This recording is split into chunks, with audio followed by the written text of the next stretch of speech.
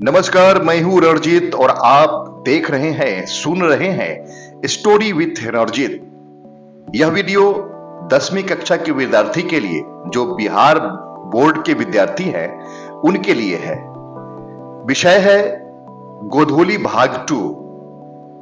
हिंदी विषय का यह चौथा चैप्टर है और चैप्टर का नाम है नाखून क्यों बढ़ते हैं और इसके लेखक हैं हजारी प्रसाद द्विवेदी। यह एक ललित निबंध है। ललित निबंध में लेखक किसी विषय वस्तु को अपनी राय रखते हैं और आकर्षक ढंग से इसे प्रस्तुत करते हैं, इसे लिखते हैं ताकि दर्शकों को पढ़ने में, सुनने में एक आकर्षक हो, एक मनोरंजक ढंग से इसे समझ सके, सुन सके। तो आइए वीडियो शुरू करते हैं। विषय है नाखून क्यों बढ़ते हैं, एक ललित निबंध है। तो इस वीडियो को वैसे बच्चे जो किताब पढ़ नहीं पा रहे हैं उससे मेरा पहला सुझाव होगा कि किताब को जरूर पढ़े, विषय जो अध्याय है उसको जरूर पढ़े। इससे आपको गहरी ज्ञान की प्राप्ति होगी। अगर नहीं पढ़ पा रहे हैं तो इस वीडियो के द्वारा आप पढ़ भी सकते हैं और सुन भी सकते हैं, देख भी सकते हैं, क्योंकि अक्षर अक्षर हम इस वीडियो में आपके विषय वस्तु को डाले हैं। तो आइए शुरू करते हैं। नाखून क्यों बढ़ते हैं। बच्चे कभी कभी चक्कर में डाल देने वाले प्रश्न कर बैठते हैं। अल्पज्ञ पिता बड़ा दयनीय जीव होता है। अल्पज्ञ मतलब होता है कम जानने वाला। मेरी छोटी लड़की ने जब उस दिन पूछ दिया कि आदमी के नाखून क्यों बढ़ते हैं तो मैं कुछ सोच ही नहीं सका। हर तीसरे दिन नाखून बढ़ जाते हैं। बच्चे कुछ दिन तक अगर उन्हें बढ़ने दें तो माँ बाप अक्सर उन्हें डांटा करते हैं, पर कोई नहीं जानता कि ये अभागे नाखून क्यों इस प्रकार बढ़ा करते हैं। काट दीजिए, वे चुपचाप दंड स्वीकार कर लेंगे, पर निर्लज अपराधी की भांति फिर छूटते ही सेंध पर हाजिर। आखिर ये इतने बेहया क्यों हैं? बेहया का मतलब होता है बिना हया के, निर्लज, बेशर्म। तो आखिर ये इतने बेहया यानी निर्लज क्यों है? कुछ लाख ही वर्षों की बात है जब मनुष्य जंगली था, वनमानुष था। उसे नाखून की जरूरत थी। उसकी जीवन रक्षा के लिए नाखून बहुत जरूरी थे। असल में वही उसके अस्त्र थे। दांत भी थे, पर नाखून के बाद ही उनका स्थान था। उन दिनों उसे जूझना पड़ता था, प्रतिद्वंदियों को पछाड़ना पड़ता था। नाखून उसके लिए आवश्यक अंग था। फिर धीरे धीरे वह अपने अंग से बाहर की वस्तुओं का सहारा लेने लगा। पत्थर के ढेले और पेड़ के डालें काम में आने लगे। रामचंद्र जी की वानरी सेना के पास ऐसे ही अस्त्र थे।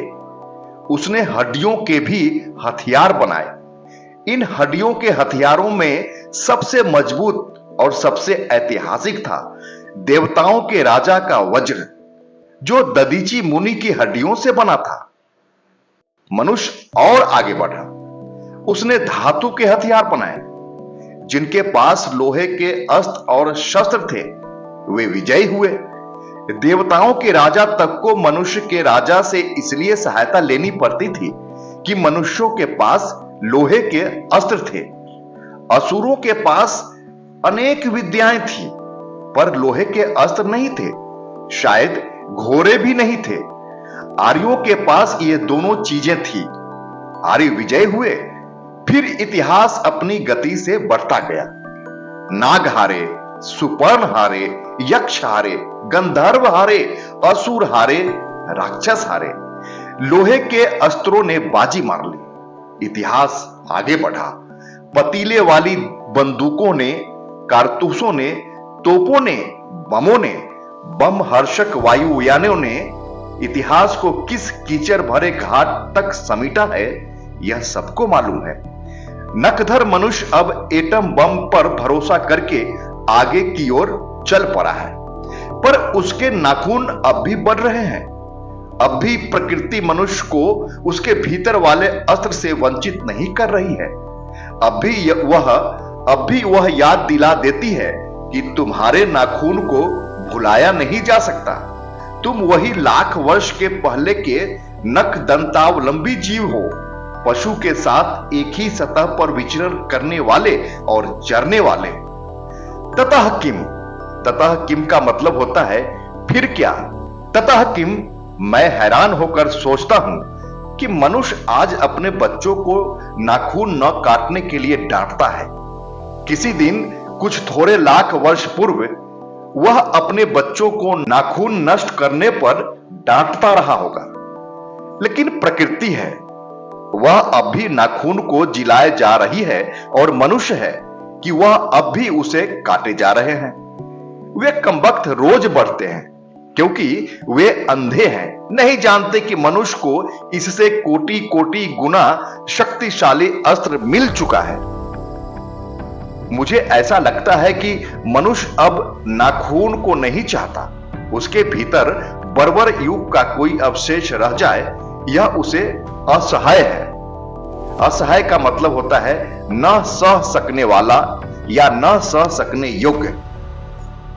लेकिन यह भी कैसे कहूं, नाखून काटने से क्या होता है? मनुष्य की बर्बरता घटती कहां है, वह तो बढ़ती ही जा रही है। मनुष्य के इतिहास में हिरोशिमा का हत्याकांड बार बार थोड़े ही हुआ है। यह तो उसका नवीनतम रूप है। मैं मनुष्य के नाखून की ओर देखता हूं तो कभी कभी निराशा हो जाता हूं। यह उसकी भयंकर पाशवी वृत्ति के जीवंत प्रतीक है। मनुष्य की पशुता को जितनी बार भी काट दो, वह मरना नहीं जानती। कुछ हजार साल पहले मनुष्य ने नाखून को सुकुमार विनोदों के लिए उपयोग में लाना शुरू किया था। वात्स्यायन के काम सूत्र से पता चलता है कि आज से 2000 वर्ष पहले का भारतवासी नाखून को जम के संवारता था। उनके काटने की कला काफी मनोरंजक बताई गई है। त्रिकोण, वर्तुलाकार, चंद्राकार, दंतुल आदि विविध आकृतियों के नाखून उन दिनों विलासी नागरिकों के न जाने किस काम आया करते थे। उनको सिकथक यानी मोम और अलकतक यानी आलता से यत्नपूर्वक रगड़कर लाल और चिकना बनाया जाता था। गौर देश के लोग उन दिनों बड़े बड़े नखों को पसंद करते थे और दक्षिणात्य लोग छोटे नखों को। अपनी अपनी रुचि है, देश की भी और काल की भी। लेकिन समस्त उद्योगामिनी वृत्तियों को और नीचे खींचने वाले वस्तुओं को भारतवर्ष ने मनुष्योचित बनाया है। यह बात चाहूं तो भी भूल नहीं सकता। मानव शरीर का अध्ययन करने वाले प्राणी विज्ञानियों का निश्चित मत है कि मानव चित्त की भांति मानव शरीर में भी बहुत सी अभ्यास जन्य सहज वृत्तियों रह गई है। दीर्घकाल तक उनकी आवश्यकता रही है। अतएव शरीर ने अपने भीतर एक ऐसा गुण पैदा कर लिया है कि ये वृत्तियां अनायास ही और शरीर के अनजाने में भी अपने आप काम करती है। नाखून का बढ़ना उसमें से एक है, केश का बढ़ना दूसरा, दांत का दोबारा उठना तीसरा है, पलकों का गिरना चौथा है। और असल में सहजात वृत्तियां का मतलब होता है जन्म के साथ पैदा होने वाली वृत्ति या स्वभाव। और असल में सहजात वृत्तियां अनजान स्मृतियों को ही कहते हैं। हमारी भाषा में इसके उदाहरण मिलते हैं। अगर आदमी अपने शरीर की, मन की और वाक्य की अनायास घटने वाली वृत्तियों के विषय में विचार करे तो उसे अपनी वास्तविक प्रवृत्ति पहचानने में बहुत सहायता मिले। पर कौन सोचता है?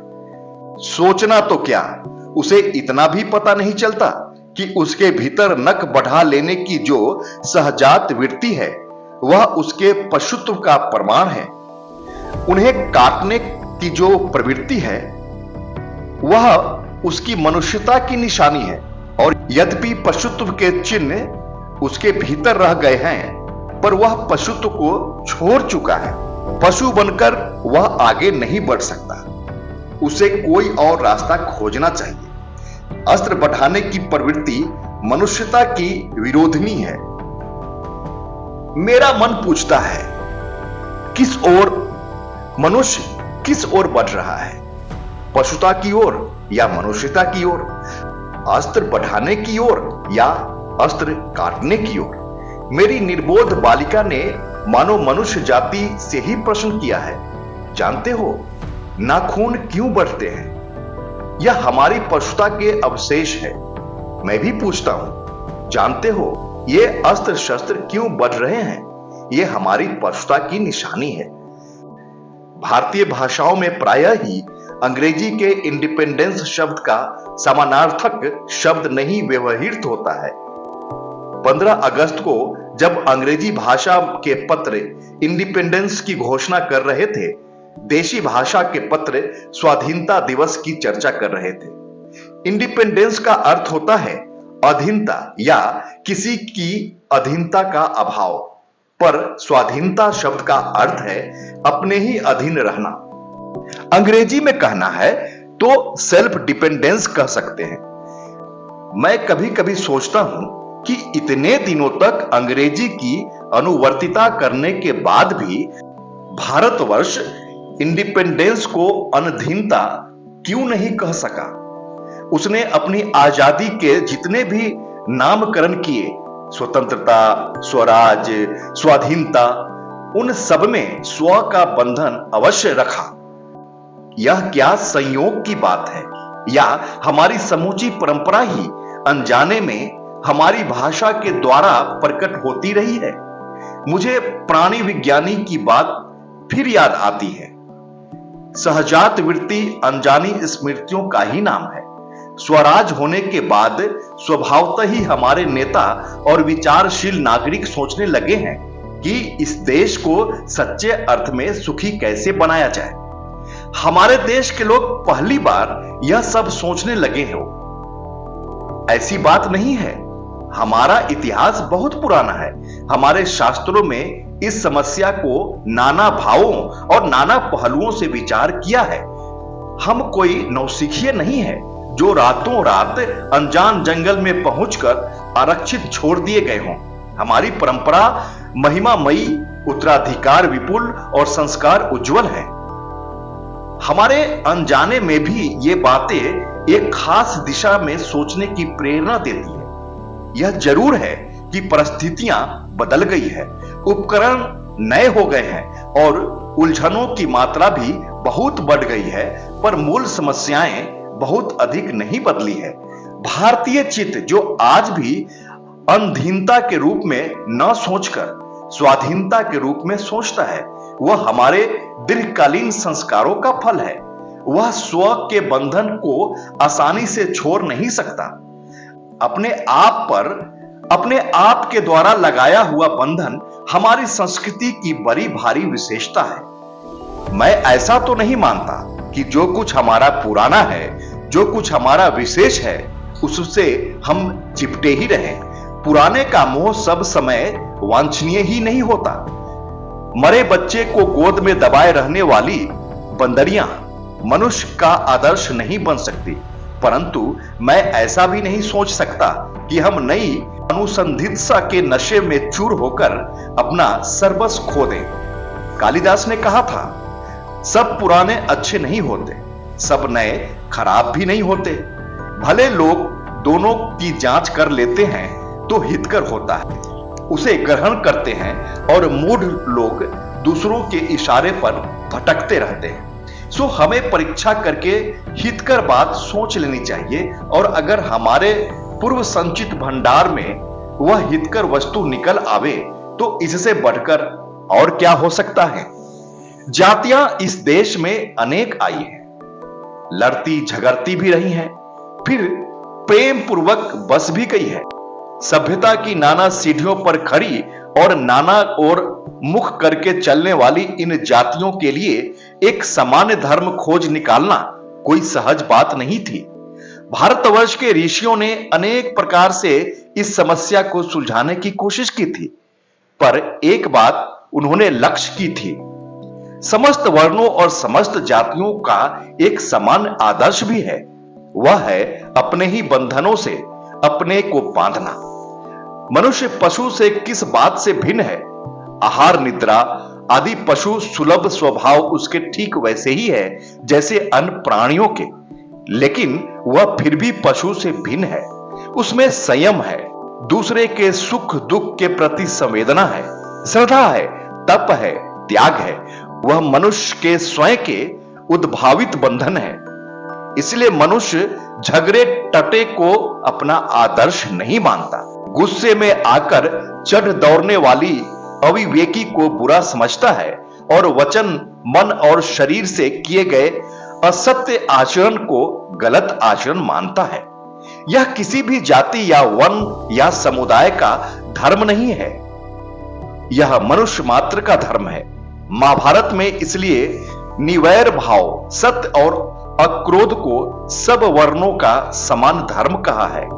एतद्धि वीततम श्रेष्ठम सर्वभूतेषु भारत।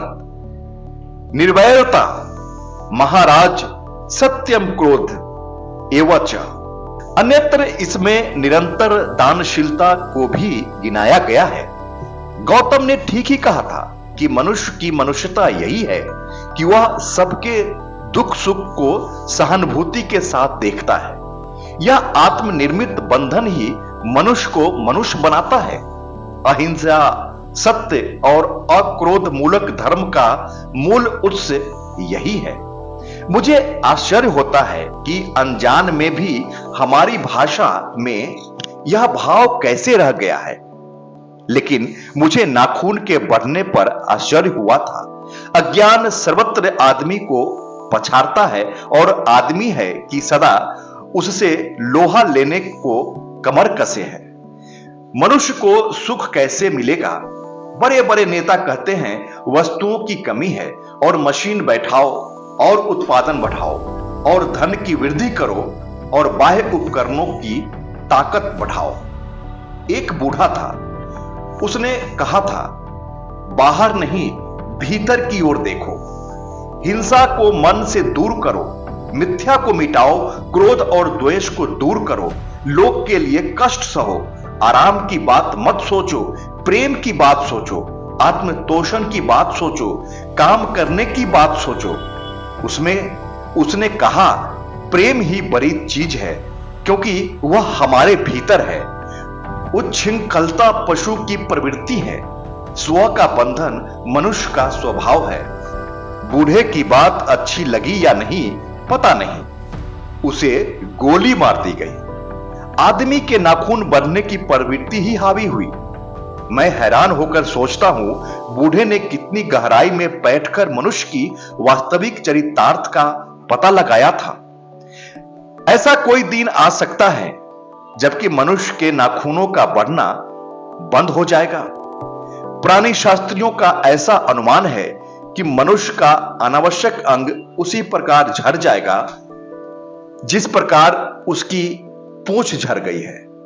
उस दिन मनुष्य की पशुता भी लुप्त हो जाएगी। शायद उस दिन वह मारना शास्त्रों का प्रयोग भी बंद कर देगा।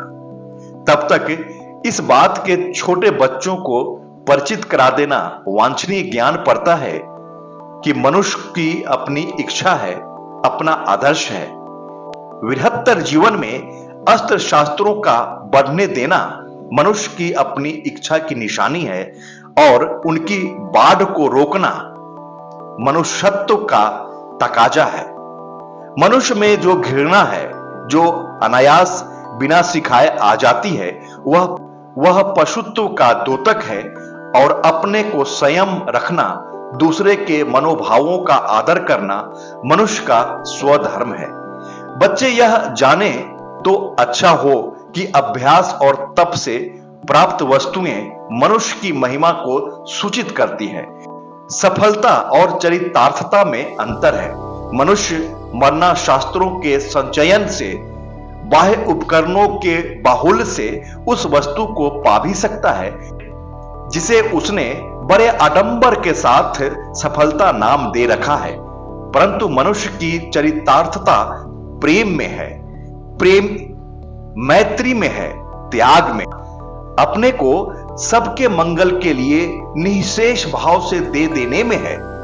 नाखूनों का बढ़ना मनुष्य की उस अंध सहजात वृत्ति का परिणाम है जो उसके जीवन में सफलता ले आना चाहती है।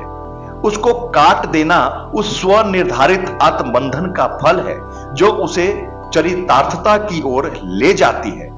कमबख्त नाखून बढ़ते हैं तो बढ़े, मनुष्य उन्हें बढ़ने नहीं देगा।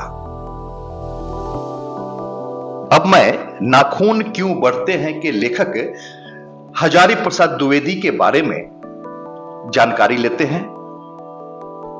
हजारी प्रसाद द्विवेदी जी का जन्म सन 1907 ईस्वी में आरत दुबे का छपरा बलिया उत्तर प्रदेश में हुआ। द्विवेदी जी का साहित्य कर्म भारतवर्ष के सांस्कृतिक इतिहास की रचनात्मक परिणति है। संस्कृत, प्राकृत, अपभ्रंश, बांग्ला आदि भाषाओं व उसके साहित्य के साथ इतिहास, संस्कृति, धर्म, दर्शन और आधुनिक ज्ञान विज्ञान की व्यापकता व गहनता में बैठकर उनका अगाध पांडित्य नवीन मानवतावादी सर्जना और आलोचना की क्षमता लेकर प्रकट हुआ है। वे ज्ञान को बोध और पांडित्य की सहृदयता में ढालकर एक ऐसा रचना संसार हमारे सामने उपस्थित करते हैं जो विचार की तेजस्विता, कथन की लालित्य और बंध की शास्त्रीयता का संगम है। इस प्रकार उनमें एक साथ कबीर, तुलसी और रविंद्रनाथ एकाकार हो उठते हैं। उनकी सांस्कृतिक दृष्टि अपूर्व है। उनके अनुसार भारतीय संस्कृति एक जाति की देन नहीं बल्कि समय समय पर उपस्थित अनेक जातियों की श्रेष्ठ साधनांशों के लवण नीर संयोग से विकसित हुए हैं। द्विवेदी जी की प्रमुख रचनाएं हैं, उसके बारे में हम जानते हैं। उनका नाम है अशोक के फूल, कल्पलता, विचार और वितर्क, कुटज, विचार प्रवाह, आलोक पर्व, प्राचीन भारत के कलात्मक विनोद, निबंध संग्रह, वानभट्ट की आत्मकथा, चारु चंद्रलेख,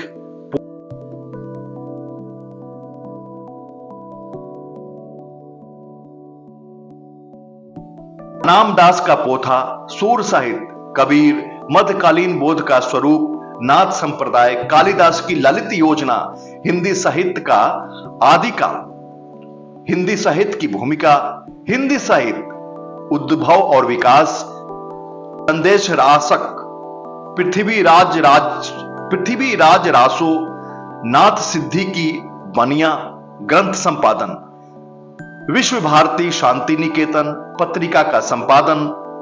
यानी द्विवेदी जी ने अनेकों रचनाएं हैं। द्विवेदी जी की अनेकों रचनाएं हैं। द्विवेदी जी को आलोक पर्व पर साहित्य अकादमी पुरस्कार, भारत सरकार द्वारा पद्म भूषण सम्मान और लखनऊ विश्वविद्यालय द्वारा डी.लिट की उपाधि मिली है। वे काशी हिंदू विश्वविद्यालय, शांति निकेतन विश्वविद्यालय, चंडीगढ़ विश्वविद्यालय आदि में प्रोफेसर और प्रशासनिक पदों पर भी रहे हैं। सन 1979 में दिल्ली में उनका निधन हो गया। हजारी प्रसाद द्विवेदी ग्रंथावली से लिए गए प्रस्तुत निबंध, यानी जो निबंध अभी आपने सुना है, देखा है, पढ़ा है, उसके बारे में कहते हैं कि यह निबंध प्रख्यात लेखक और निबंधकार का मानवतावादी दृष्टिकोण प्रकट होता है। इस ललित निबंध में लेखक ने बार बार काटे जाने वाले और बढ़ जाने वाले नाखूनों के बहाने अत्यंत सहज शैली में सभ्यता और संस्कृति की विकास गाथा उद्घाटित कर दिखाई है। एक ओर नाखूनों का बढ़ना मनुष्य की आदम पाश्विक वृत्ति और संघर्ष चेतना का प्रमाण है, तो दूसरी ओर उन्हें बार बार काटते रहना और अलंकृत करते रहना मनुष्य के सौंदर्य बोध और सांस्कृतिक चेतना को भी निरूपित करता है। लेखक ने नाखूनों के बहाने मनोरंजक शैली में मानव सत्य का दिग्दर्शन कराने का सफल प्रयत्न किया है। यह निबंध नई पीढ़ी में सौंदर्य बोध, इतिहास चेतना और सांस्कृतिक आत्मगौरव का भाव जगाता है। तो ये रही आज का विषय वस्तु, यानी आज का चैप्टर 4, जिसमें आपने जाना नाखून क्यों बढ़ते हैं और हजारी प्रसाद द्विवेदी जी के बारे में। अगले वीडियो में हम अगले अध्याय पर आपको वीडियो बनाकर लाएंगे।